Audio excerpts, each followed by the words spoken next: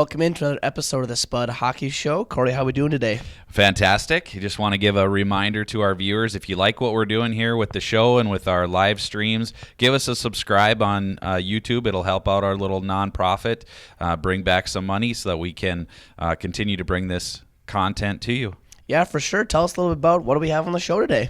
Well, we've got at the girls hockey level, the varsity level, the Spuds are riding a 2-game win streak, a huge comeback victory over East Grand Forks, and then they followed that up with a win against Princeton last week. So the girls varsity hockey team on a roll right now. Then over on the boys' side, they get a big section win in Buffalo. We'll recap their game against Roseau as well and sit down with Coach Ehrman and some players and talk about their games. And we bring it on back here to the youth hockey side with you.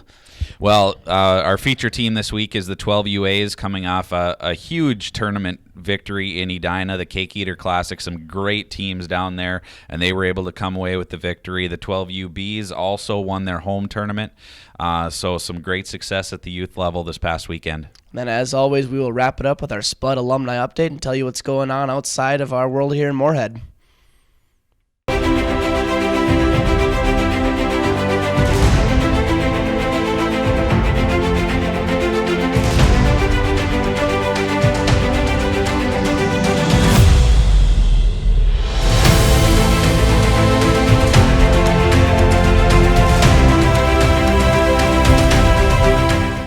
The start I thought was very good. The first period as a whole.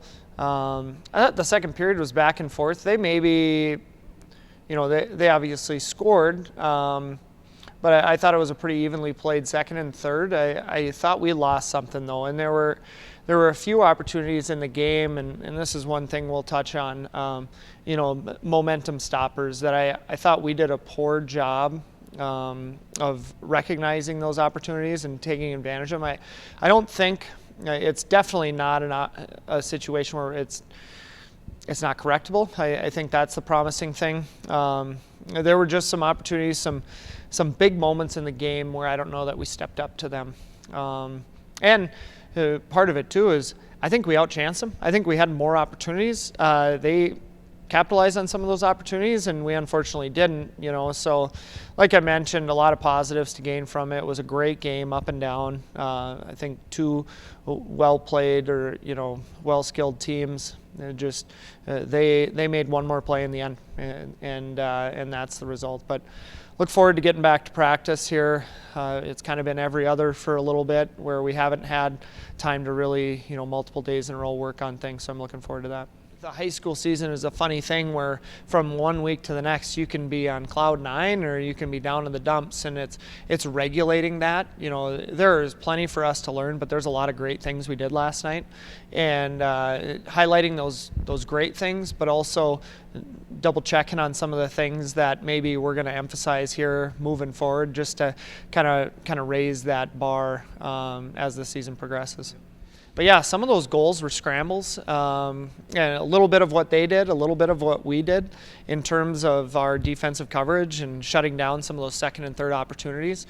And that's promising. Ultimately, Huddy did as much as he could to keep us in the game with some timely saves, but we need to help him out. 4 goals is too many to give up, and we for sure can't say that any of them were Huddy's fault.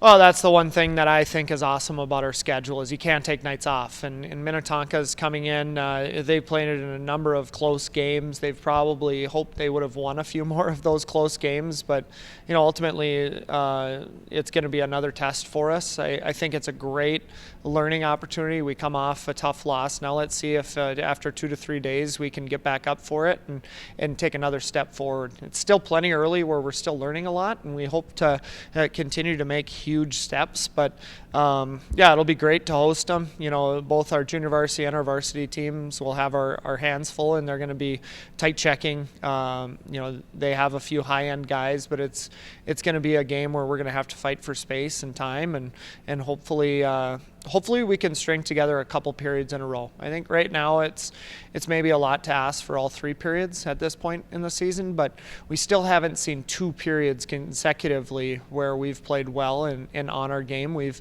seen like a good first and a good third, or a good period and a half. We haven't seen 2 consecutive periods, and I hope that's where we're starting to move, where we can string together a long series where multiple periods we're playing at the top of our game. I think the biggest thing we learned is that, we're right there. First period, we kind of dominated play and just got away from it as the game went on. So they came out, played hard, and I think what we can take away from it is that, we're right there. We just got to get back to work today. Yes, a lot. You just got to know you can't take any periods off, any shifts off even, and we just got to work on keeping our intensity up all the time. We're excited. We're always excited to play those cities teams, and they're coming up to our barn, which is exciting. We don't focus a lot on the other teams that we're playing, really, especially this early in the year. It's more about us and what we can control.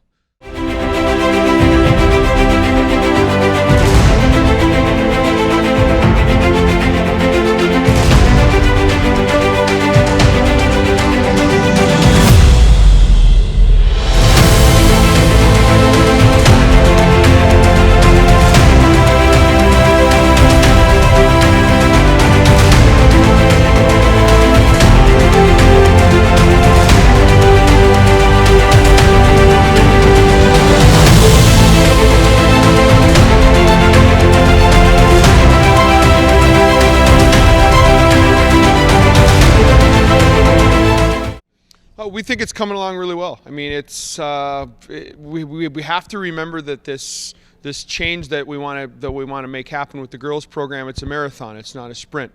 And the teams that we've lost to, with 5 losses on the year, I mean, there's some pretty good hockey teams. It's a Roseau, it's an Alexandria, it's a North Wright County.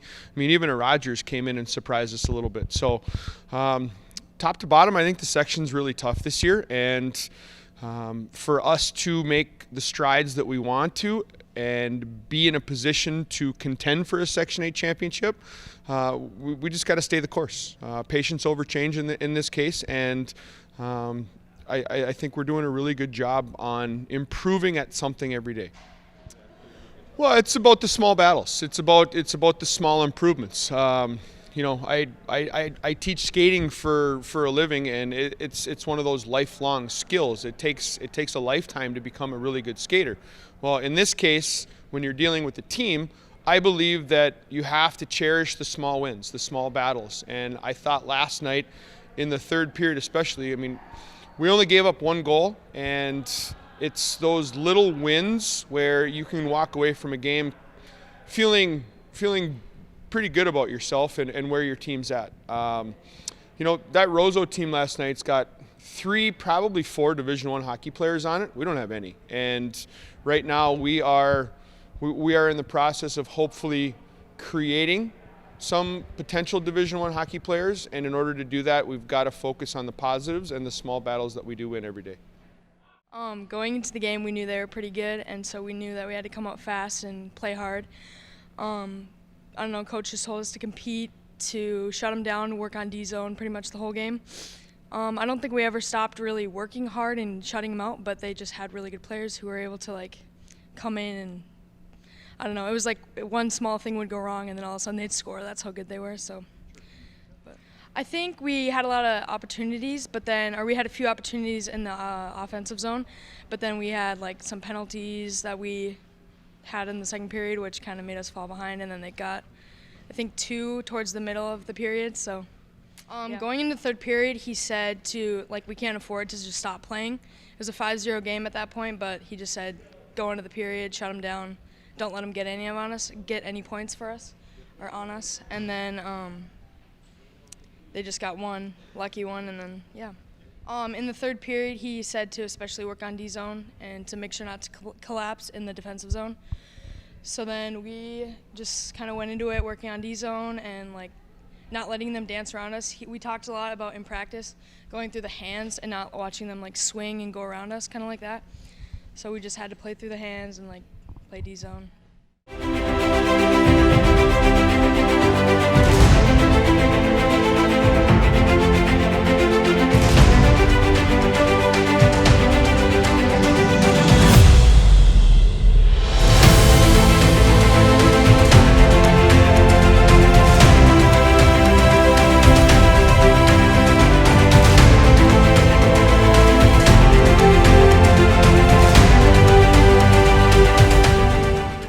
You're now with the coach of the 12U girls team, Emily Sell. How are we doing today? Not too bad. Just got off a 6 a.m. morning practice here, so best way to start the morning. That's right. You talk about the 6 a.m. practices. What would you say is the best part of coming here early, and what's the worst part about it? The worst part's getting up that early. I'm not a morning person. I joking say the best part's the breakfast that the parents bring, but actually I think it's the extra 30, 45 minutes of ice time that the kids get every morning staying out there afterwards.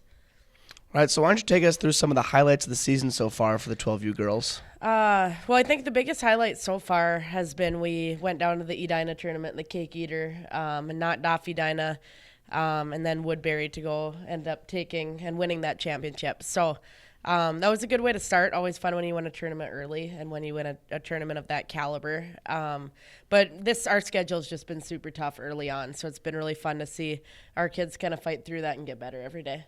All right, so you had the chance to coach at multiple levels. Now, what would you say would be the best part of coaching the youth side of things in these 12U girls? I think how quick they pick stuff up. They say it's the golden age of skill development, and I think that's definitely true. You get some of these kids that come in and they're pretty good skaters, but they haven't had a lot of work with concepts and systems and stuff yet. And we throw something at them one week, and it looks like a completely different team the next week. So I think that's probably the most fun is just how quick you see the improvement. All right, with the new head coach coming in at the high school level, kind of want to change the culture. How does that change things down here at the youth level and make you guys want to improve on a daily basis? Yeah, I think honestly just him being as visible as he is good with our girls. He's been out with us already twice to come and help run our practices. Our girls are fired up. They go to the games and watch that team. And I think just being around him and getting to know him, they want to play for him. So they're working hard so they can be varsity players when they get up there. Well, what's kind of the style of play that you guys are looking for out there on the ice when you guys are out there playing your best hockey? Fast and aggressive. I think we're a pretty good skating team, pretty good skating program. I think from about all the way down through our program, especially starting at about 15U. So our kids are fast, they're aggressive, and we like to move the puck. So kind of playing it in your face style. All right. Well, thank you for your time, and good luck the rest of the season. Yeah, thank you. You're now another member of the 12U girls team. I want you to say your name, the position you play, and the grade you're in. I'm Olivia Corton. I play center, and I'm in 7th grade. All right, so we know you guys got that big win in Edina earlier in the year. How important was that for you personally, and how important was that for the team to get that big win in the tournament? Pretty important. All right, so you say you play center. What's kind of your role out there on the ice, and what do the coaches expect from you out there when you're centering that line? To get my work done when I'm out there. What would you say would be the best part of playing with the girls you have on the team, and kind of just tell me a little bit about some of your favorite memories so far from this year?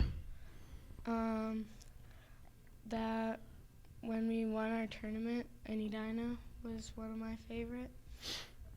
And what was the other question? Just tell us a little bit about who some of your teammates are and what you like about playing with them. Our team is really funny, like before and after games, even if we win or lose. And yeah.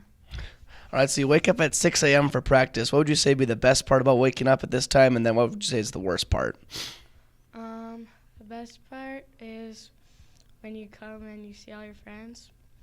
And the worst part is it's so early to wake up. All right, so you get to go on vacation to one place in the world. Where are you going to go and why? Nashville, to watch the Nashville Predators. Oh, big Nashville Predators fan? Mm-hmm. All right, well, there you have it. Go Predators. You're now with a member of the 12U girls team. Why don't you tell us your name, your grade, and the position you play? My name is Addie Selvovold, and I'm in 7th grade, and I play right wing. All right, so what's been the highlight of the season for you personally so far this year? I would say our big win in Edina. All right, so you say you play right wing. What's kind of the style of play you play out there? You pass the puck, move it around, you put the puck in the back of the net. What do you do out there? Yeah, I stay wide, pass the puck to the middle so we can score. All right, looking forward to this season, what's that one game or one tournament that you're really looking forward to be able to play in? I would say Bemidji next weekend. All right, looking up that high school team, who are maybe some girls that you've looked up to in the past or look up to now and want to be like them and play at the varsity level? I would say probably Bria Holm and Kara Worth. All right, what would you say would be your favorite part of playing youth hockey here in Moorhead? I would say being with my friends and having a great time. What would be the ultimate goal for this team this year? I'd say making it to state at least and maybe even winning. Okay, you get to sit down and have dinner with one person in the world. Who's it going to be and why? Probably Connor McDavid because I looked up to him a lot. All right, there you have it, Connor McDavid. Thank you for your time. Thank you. Back now with another member of the 12U girls team. Why don't you tell us your name, the position you play, and the grade you're in? My name is Sydney Martinson. I play right D, and I'm in 7th grade. All right, so you get that big win in Edina in the tournament. What are maybe some highlights of the season for you? Is it that Edina win? What's maybe some other things that you've enjoyed about the season so far? Probably the Edina win, since they're like a big competitor for Moorhead, and it's like big win kind of. Right, is there any certain game or tournament that you're looking forward to ahead in the season that you really just want to play? Probably like regions and districts. All right, so you talk about regions and districts. What's the goal for the team this year? Where do you guys want to be? To at least like make it through districts and like get our way through regions. All right, so you talk about you play right defense. Kind of take me through that on the ice, and what's your role out there? What are you doing for the team? Keeping like people out of the house, like around the net, and like watching wide and keeping my head up and getting shots from the point. All right, what would you say would be your favorite part of playing with this team? What are some things you really like about playing with these girls? Most of the people on the team are like really good friends of mine, and they're like we all bond pretty well. What would you say would be the best part of the coaches you have this year? What do you enjoy about them? Sel's a really good coach. She like knows how to explain things a lot easier than most coaches do. Corton is just one of our dad's coaches. He coming back from like high school year of hockey. He's done a pretty good job, and Bernie has done a really good job too. Looking up at that high school team, who are maybe some girls that you look up to and want to be like on that varsity level? Probably Bria Home. Back now with Rob Grammer. Rob, plenty to talk about this past weekend in Moorhead Youth Hockey. What do you have for us? Well, we had an excellent weekend again last week. The girls took center stage. This time it was the boys. With some outstanding performances, our Bantam AA team went to the Spirit of Duluth tournament, which is a huge tournament, early season tournament on the boys' side, and they went and won that tournament. According to the legendary Mr. Bushy, it's the first time since the mid-'90s since one of our Bantam teams has won that tournament. So they had an outstanding weekend. Our Bantam A team went to the Dakota Premier tournament and won that. So they had an excellent weekend. And then our Pee Wee AA team almost pulled off the double in the Spirit of Duluth, only to lose in the championship game, but they had an excellent weekend and took second over in Duluth. That's certainly a lot of success going on in Moorhead Youth Hockey. What do we have in the upcoming weekend here for us? We're all in the rink this weekend. We're showcasing our squirt level. That's our 10-year-old, 9 and 10-year-old, primarily boys. There are some girls that play at that level as well. So we have our A and B tournament here. A lot of teams coming to town again, and you can see all those kids in action here. And to check out any of your teams, favorite teams, go to moorheadyouthhockey.com and check out their schedule, see what's going on at the rink. Always something going on here at the Cullen Hockey Center. What were your tweets of the week this week? Well, again, anytime you're bringing home a lot of hardware, you got to show off the championship pictures with the trophies and a couple of other fun ones that you can check out, and I'll leave that as a teaser for you to see. I also want to mention this week the rankings, and as odd as it may sound in youth hockey, there are ranking systems around the state. Take that for what it's worth, but we have a lot of teams in the rankings right now. Our Bantam AA team is ranked number 1 off of their big weekend. Our 12U A team is ranked number 2, coming off of their big Cake Eater Classic win. Our Squirt A Red team is also ranked number 2. Our Pee Wee AA team is ranked number 2. Our Moorhead Bantam Black team is ranked number 6 right now. Our high school team's ranked number 8. The boys varsity team, I'm probably missing some, but hopefully Corey and Rick can whip up a really cool graphic and we can show you all of that. And again, as odd as that sounds, at least directionally, it shows we're headed in the right direction, and we've got a lot of success out there with our youth teams. Yeah, that's a lot of fun as always, Rob. Thank you for your time, and we'll catch up with you next episode. Thanks, Riley. Here now with your Spud alumni update. Alex Maynard, playing for the Air Force Falcons, had a big night on Friday with 3 assists, earning their team's 3rd star in a win, and then coming back on Saturday and tacking on another assist as they went to a 3-3 tie against Holy Cross. Michael Bitzer has moved to 10-0 over in Germany. Heading out west to Minot, North Dakota, Kyler Clevin and Cole O'Connell each with 2 goals in a 5-2 win on Saturday against Bismarck. Ethan Frisch playing a big role on UND, playing in the top 4 D pair there. He is leading them to a number 2 ranking, and they have 1 loss on the year. First time in 17 years, UND's headed into Christmas break with only 1 loss. That loss coming to the number 1 ranked team, Minnesota State Mankato. And Isaac Howe has played now in 18 games, and he has 8 points. That's your Spud alumni update. As always, thank you for tuning into the Spud Hockey Show, but still a lot of Spud action coming up in the coming weeks. What do we have, Corey? Well, big schedule slate of games on spuds.tv. You can check the broadcast schedule there. This Friday or Saturday, we've got Minnetonka, the boys hockey, take on, and then the following week we lead off with boys basketball taking on Bemidji, and then we'll lead into the holiday tournaments. Yeah, we'll have our next episode for you after the new year, after the Spud hockey team takes on Eden Prairie, Lakeville North, and Edina in their holiday tournament, and they come home and play Andover on New Year's Eve. Some real tough competition to close out 2019, and we'll have it all for you on the next episode of the Spud Hockey Show.